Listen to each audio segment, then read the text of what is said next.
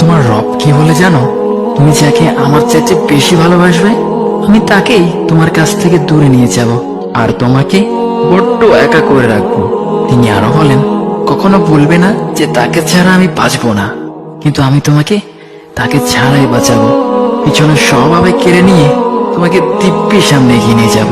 তুমি কি দেখোনি ঋতুরাও যে 2 মাস পর পর বদলাতে থাকে?